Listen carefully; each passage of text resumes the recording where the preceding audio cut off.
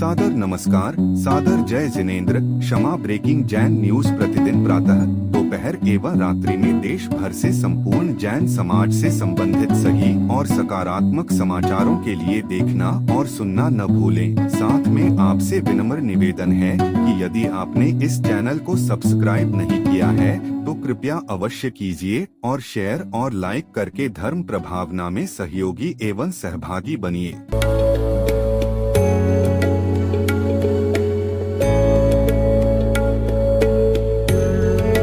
ऐसी संस्था जो जैन आगम के पथ पर बढ़ने वाले साधुओं की सेवा में दे रही है अपना योगदान और उनके आहार विहार में निभा रही है अपनी अहम भूमिका। साधु सेवा धाम भगवान पार्श्वनाथ धाम काकोरी लखनऊ जो विहार न करने वाले साधुओं के आहार एवं विश्राम की कर रही है संपूर्ण व्यवस्था। आप भी ऐसी ही संस्था के साथ जुड़कर करें अपनी चंचला लक्ष्मी का सदुपयोग।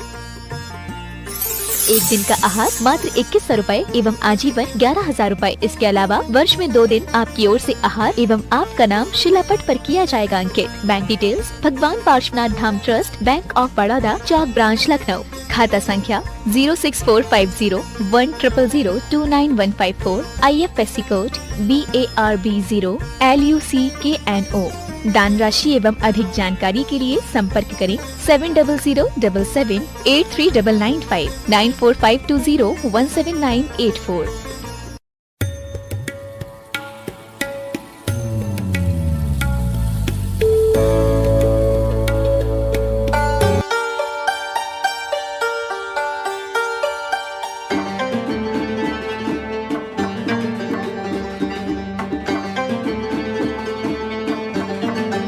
कीर्ति जी जैन मालपुरा से पूछ रही हैं, गुरुदेव जब कोई मर जाता है तो 12 दिन के बाद बेटियों को लिफाफे अर्थात पैसे दिए जाते हैं और किसी का अगर लेने का त्याग हो तो क्या वो मंदिर में जाकर के दान कर सकती हैं या आहार दान दे सकती हैं उन पैसों से?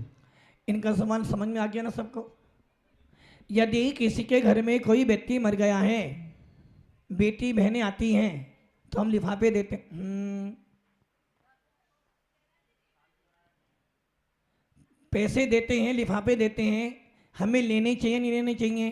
पहली बात तो ये रही, किसी के मृत्यु पे जाने पर पैसों की ये तो बात छोड़ो, मृत्यु भोज भी नहीं करना चाहिए, तो पैसों की बात तो आती ही नहीं है। इसलिए जिस घर में कोई मर जाए वहाँ पर कभी भी लिफाफे नहीं लेना चाहिए। और यदि आपको दान पुण्य करना है तो आप थोड़े समय के बाद करें। और आप कह रहे कि वो लिफाफा लेने मंदिर में दान कर दे, ऐसा खोटा दान ना करो जो तुम्हें कर्म का बंध करवा दे। इसलिए सबसे अच्छा नियम है, जिनके घर में कोई मर जाए उससे घर से कुछ भी सामान लेकर नहीं आना चाहिए। क्योंकि हम दुखित व्यक्ति के घर, हाँ यदि बहुत बूढ़ा व्यक्ति है मर जाता है फिर लोग दान करते हैं, तो दान कब करना चाहिए उनको? 1 महीने 2 महीने 3 महीने के बाद दान करें, ताकि बेटियां अपने घर पे ले तो जाएं। और यदि आप उसी समय दोगे तो कोई भी बेटी अपने घर पे लेके जाने वाली नहीं है। और हमारा आगम तो इसको कुदान कहता है। ये दान ही नहीं है, ये दान नहीं है, ये तो आपका लौकिक व्यवहार है। क्योंकि दान तो 4 ही प्रकार का है, आहार दान, औषध दान, अभय दान और शास्त्र दान। ये आपने जो लौकिक व्यवहार अपनाया है, इस लौकिक व्यवहार को आप 1 महीने बाद करें, ताकि आपके परिवार को भी आनंद आए और लेने वाले को भी आनंद आए। किंतु लेकर दान करना, ऐसा काम नहीं करना।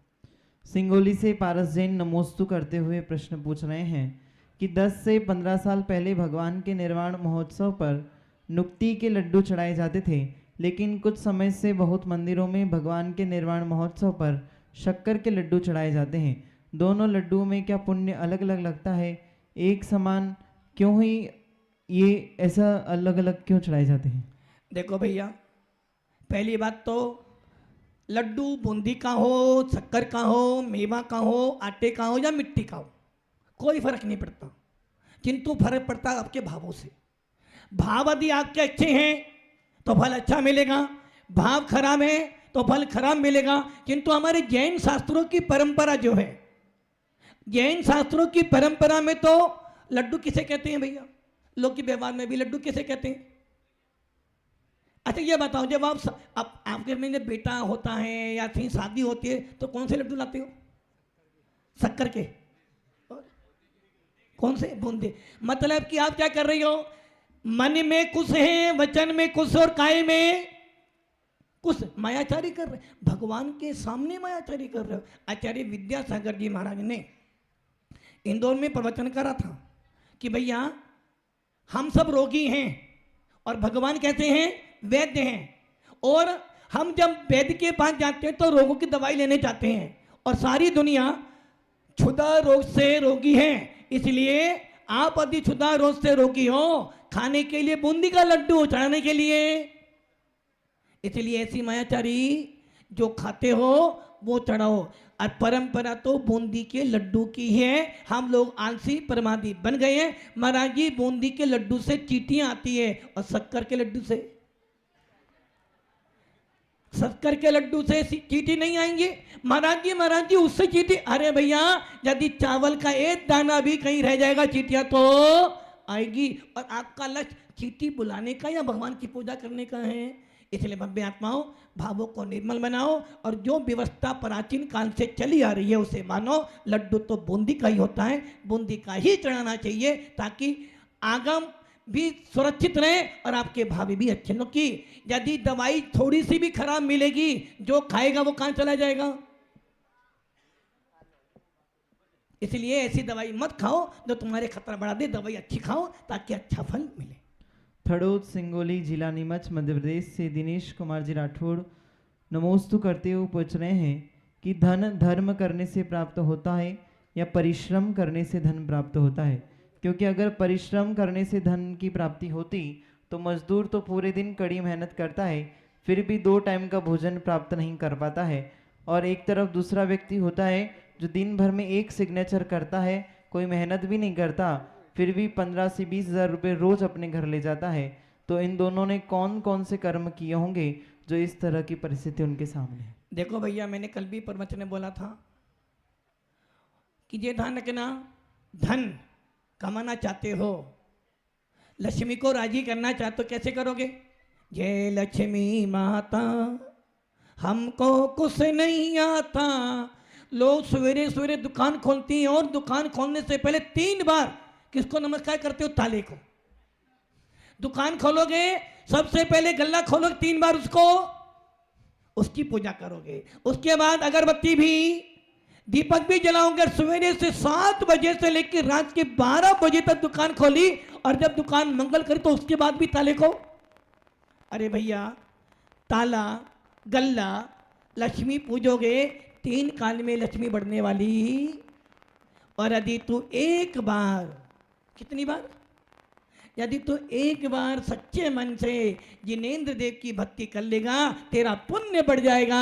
और जब तेरा पुण्य बढ़ जाएगा, ना तुझे ताला पूजना पड़ेगा, ना नोट पूजना पड़ेगा, लक्ष्मी अपने आप तेरे द्वार पे खड़ी हो जाएगी। क्योंकि लक्ष्मी पुण्य की दासी है। और यदि पुण्य कमाने के साधन कहीं है तो वो है सच्चे देव, सात गुरु। और हमारे आसिफ भैया जी बोलते हैं, धन कमाने के लिए पुण्य चाहिए और दान देने के लिए दिल चाहिए। वैसे ही यदि तुम चाहते हो तुम्हारे घर में हमेशा लक्ष्मी बरसती रहे तो नियम कर लेना, जिन शासन के अलावा कहीं नहीं जाना। सच्चे देव सात गुरु की सच्चे मन से पूजा करना, कभी तुम्हारे घर में खाने पीने की कमी रहने वाली नहीं है।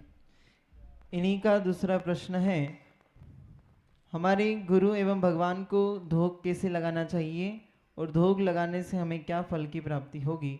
धोख लगाने की महिमा का वर्णन करें।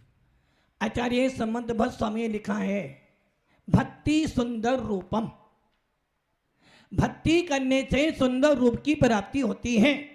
और जब हम लोग दर्भ संग्रह पढ़ते हैं उसमें पहला ही मंगलाचरण लिखा है, जीवम जीवम दम्बम जिनवर वसेन जैन निदिठम देविंद बिंद बंदम बंदे तम सवदा सिरसा। जो भगवान को मन वचन काय से, पंचांग अष्टांग या गवासन से नमस्कार करता है, मन वचन काय से, उस व्यक्ति के कर्मों की निजरा होती है। आप जब मंदिर में जाते हो पंक्ति पढ़ते हो ना, दर्शनम देव देव से दर्शनम पाप, इसका मतलब क्या हुआ। और जब विनय पाठ पढ़ते उसमें पंक्ति आती ना, मैं बंदो जिन देव को कर अति निर्मल भाव करम बंद के छेद को। इसके अलावा कोई उपाय? भाव सहित यदि एक बार तूने जिनेंद्र देव को नमस्कार किया है तो समझ लेना तीन लोक के जितने भी तीन लोक में अधे लोक में मध्य लोक उठों में देवी देवता बैठे वो सोचते हैं भैया कोई जिनेंद्र देव का भक्त आ गया है जो जिनेंद्र देव को नमस्कार कर रहा है, और जो जिनेंद्र देव को नमस्कार करता है वो तीन लोक के ऊंचे से ऊंचे पद को प्राप्त होता है। इसलिए जिनेंद्र देव को, गुरुओं को, साधु संतों को बड़े ही भक्ति भाव से पुरुषों को अष्टांग नमस्कार अथवा पंचांग या गवासन नमस्कार करना चाहिए, और महिलाओं को गवासन से नमस्कार करना चाहिए भक्ति भाव से, ताकि हमें पुण्य की प्राप्ति हो, सुंदर रूप की प्राप्ति हो। Kshama breaking Jain news YouTube channel पर विज्ञापन देकर धर्म प्रभावना में बने सहभागी। विज्ञापन देने हेतु संपर्क कीजिए मोबाइल नंबर 9026900740 एवं समाचार एवं वीडियो भेजने हेतु WhatsApp number 9335236222। Kshama breaking Jain news YouTube channel देखने के लिए आपको बहुत बहुत धन्यवाद। सादर प्रणाम, सादर जय जिनेंद्र।